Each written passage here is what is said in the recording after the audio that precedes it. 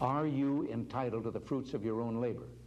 Or does government have some presumptive right to spend and spend and spend? Today, the responsibilities of the president are vastly greater than at any time in our history. He is our nation's public face to the world, commander-in-chief, chaplain to the nation in times of crisis, and head of his political party. There has been a transformation from the traditional presidency of George Washington and those that followed him in the 19th and early 20th centuries to the presidency of today, a transformation which has steadily increased the power of the presidency and the person who is elected to fill our highest office. In modern times, there is one president who used the power of his position more effectively than many who had come before him or those who have come since, Lyndon Baines Johnson. He became the 36th president of the United States in the blink of an eye, but he had been preparing for that role throughout his career. He had been a congressman, a senator, and a vice president, and along the way, he had become a master at getting what he wanted.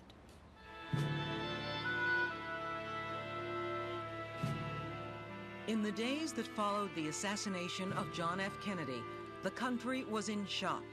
But Johnson's presidency was already beginning to take shape. And he said, first thing I'm going to do is I'm going to get that civil rights bill, which has been hanging up in the Senate for too damn long. I'm going to pass that bill, and then I'm going to pass another bill that's going to give the right to vote to everybody, because if you got the right to vote, you got power. The Civil Rights Bill, which was introduced during the Kennedy administration, was inspired by the growing civil rights movement, led by such men as Martin Luther King, Jr. The bill was thrust into the public consciousness during the March on Washington, only a few months before Kennedy's death. Johnson made the bill a priority because it was important legislation to him. It had momentum, and it was politically advantageous. It is a tribute to the program that was begun by our beloved President John F. Kennedy. While most presidents rely on their legislative aides to lobby Congress, Johnson, a veteran of both houses of Congress, preferred to lead the charge himself. He enjoyed the process of trying to persuade senators and congressmen to his viewpoint, to get on the phone, to make promises, to get votes. He was very good at doing it, and that's what he loved to do.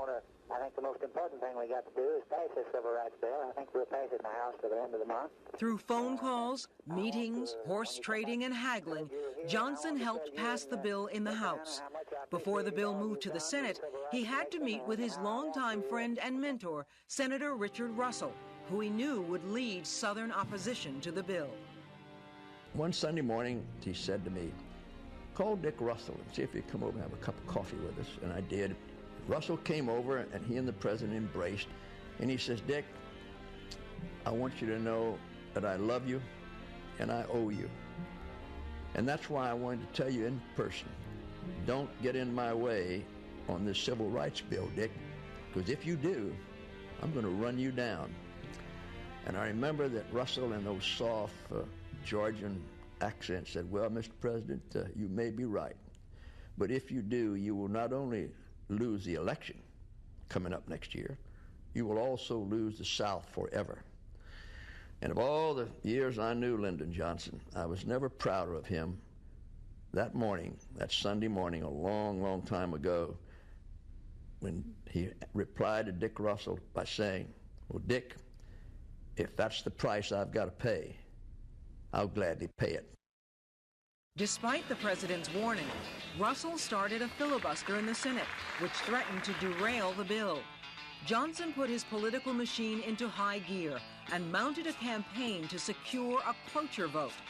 It was a difficult political maneuver used to end debate and force a vote, which requires a 2/3 majority. Johnson was on the phone every day, every hour of every day, talking to people, using that telephone as his battle sword. And sometimes he was cajoling, sometimes he was warm and funny, and sometimes he was tough. because I know that I talked to several senators and congressmen, and if they got a little bit, I could see they were resisting. I said, now, Senator, I want you to know that if you vote with the president, he will never forget what you did.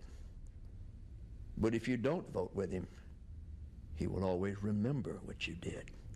Now, that's hardball. How long is it going to be? Well, we ought to get on back middle of June. Oh, okay. Now, you're not going to keep them there till June? Well, why not?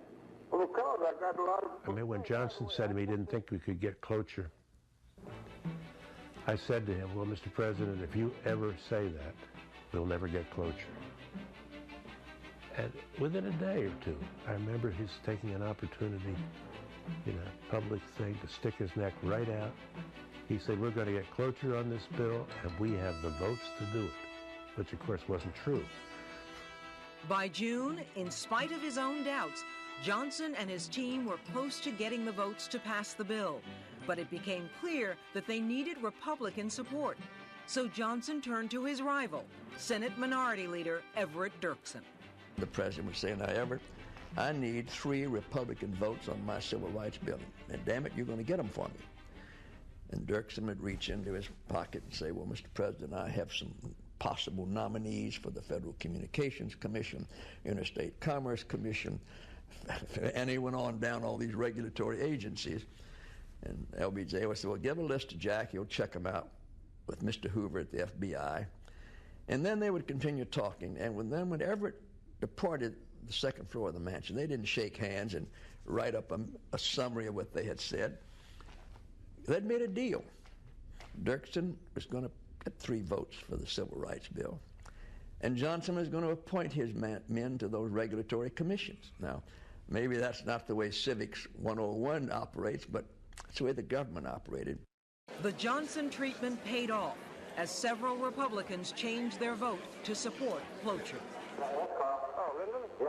Thanks for calling back. I just thought I'd call you up as an old friend and tell you that I'm going to vote for your dog and cloture motion tomorrow. What's this, Carl? You're the first one I told, so I thought I'd tell it to you. Well, thank you, my friend. Well, I appreciate that. Yeah. The Civil Rights Act of 1964 is signed at the White House by President Johnson. In July 1964, after a hard-fought campaign, Johnson signed one of the most important pieces of legislation in American history. What he calls a turning point.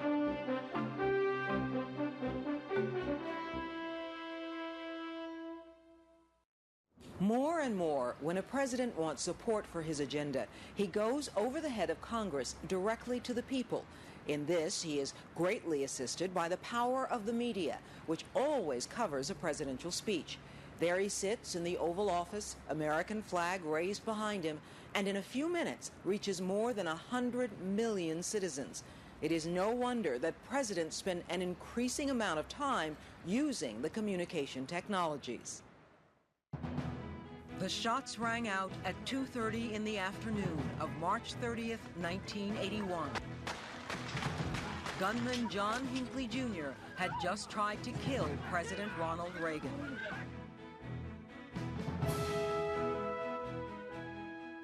That bullet nearly killed him. It came within an inch of a vital artery. Most people don't recover in the way Reagan did. I mean, I had one of the doctors tell me many months later that people, when they're shot at any age, you see the effects all their lives. With Reagan, you wouldn't have known he'd been shot if you didn't know he'd been shot, you know, because he recovered so well. Lou Cannon says while the bullet didn't kill Reagan, it did kill, at least temporarily, any voices of opposition to both the president and his initiatives.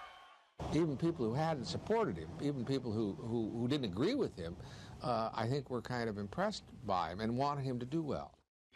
Lou Cannon covered Ronald Reagan's 2 terms in office for the Washington Post. Cannon has written 5 books on the Reagan presidency. Reagan was not and didn't pretend to be a detailed person. Stabilizing the value of the dollar by stopping the roller coaster printing of printing press money so that at one time we had Reagan too much. Really hated income taxes with a passion. And when Reagan thought of giving people relief, when he thought of giving ordinary citizens relief, he thought in terms of lowering their taxes. That was a very deep-seated feeling with him. So there was little surprise when Reagan's first address to the nation after being shot dealt with his cherished tax cut proposal. And his plan didn't call for a small break for taxpayers. He wanted the largest tax cut in history, $750 billion over 5 years. Are you entitled to the fruits of your own labor? Or does government have some presumptive right to spend and spend and spend? When Reagan survived the assassination attempt and then gave this address, you suddenly had this huge wind behind this sail, you know, that you might not have had. I think it would have been a harder job if he hadn't been shot. Well, first of all, there was no other priority for us before and after the shooting than economic recovery. We were in double-digit inflation. We were in double-digit interest rates. Unemployment was skyrocketing. This country was in real trouble, and if we didn't get that under control, there would be nothing else. Longtime Reagan aide Michael Deaver said, rather than simply appealing to Congress to pass the administration's bill, Reagan used his power as the so-called great communicator to go directly to the people. He wanted to convince them that his bill was much stronger than a similar one introduced by congressional Democrats. Now here is another chart which illustrates what I said about their giving a better break if you only intend to live for 2 more years. Their tax cut, so-called, is the dotted line. Ours is the solid line. This red space between the 2 lines is the tax money that will remain in your pockets if our bill passes, and it's the amount that will leave your pockets if their tax bill is passed. Reagan's simple strategy was to take his message to the public.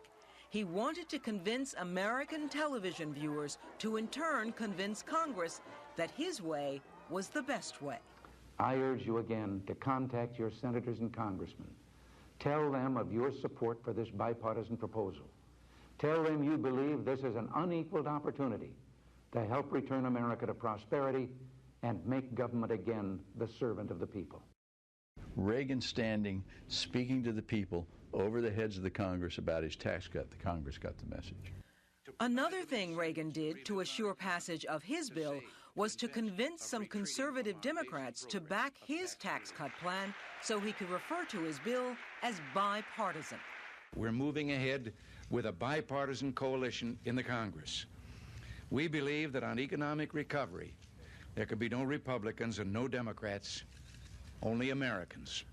To win over conservative Democrats, Reagan promised them that if they passed his economic package, when the congressman came up for re-election in 2 years, he would not campaign against them. What I think doesn't get enough emphasis is the fact that Reagan would have been unable to do this if the Democrats had not taken him at his word. They had never dealt with Reagan before. But the thing about Reagan, and that was his great asset as a politician, really, is he was a man of his word. And words were Ronald Reagan's ultimate weapon.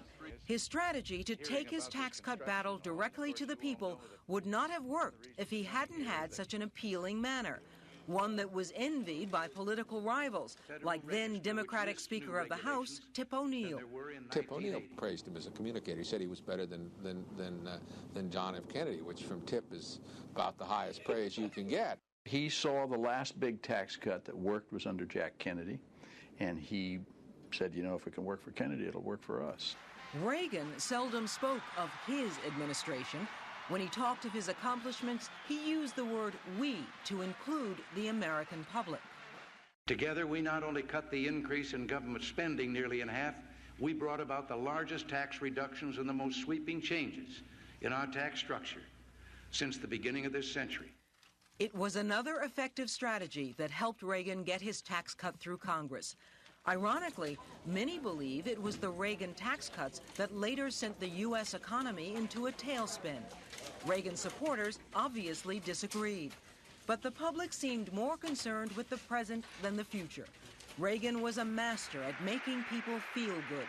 He didn't simply take his message to the public, he wrapped it in a ribbon and made it irresistible. Tonight, I'm urging the American people, seize these new opportunities to produce, to save, to invest, and together we'll make this economy a mighty engine of freedom, hope, and prosperity again.